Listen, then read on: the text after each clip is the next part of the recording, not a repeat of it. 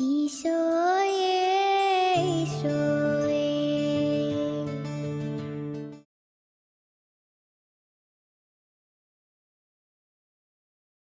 ഇത് ലൂക്കാ എഴുതിയ സുവിശേഷത്തിൽ നിന്ന്.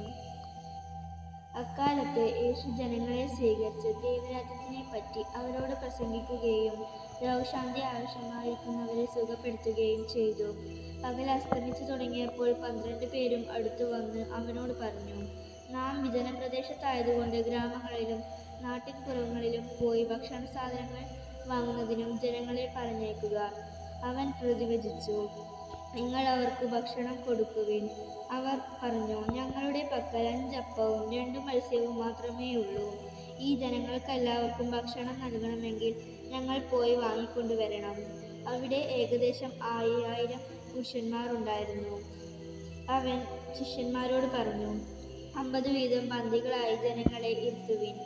അവർ അങ്ങനെ ചെയ്തു, എല്ലാവരെയും ഇരുത്തി. അപ്പോൾ അവൻ ആ 5 അപ്പവും 2 മീനും എടുത്ത് സ്വർഗ്ഗത്തിലേക്ക് കണ്ണുകൾ ഉയർത്തി അവ ആശീർവദിച്ചു മുറിച്ചു ജനങ്ങൾക്ക് വിളമ്പാനായി ശിഷ്യന്മാരെ ഏൽപ്പിച്ചു. എല്ലാവരും ഭക്ഷിച്ചു തൃപ്തരായി. ബാക്കി വന്ന കഷണങ്ങൾ 12 കുട്ട നിറയെ അവർ ശേഖരിച്ചു. കർത്താവിന്റെ സുവിശേഷം.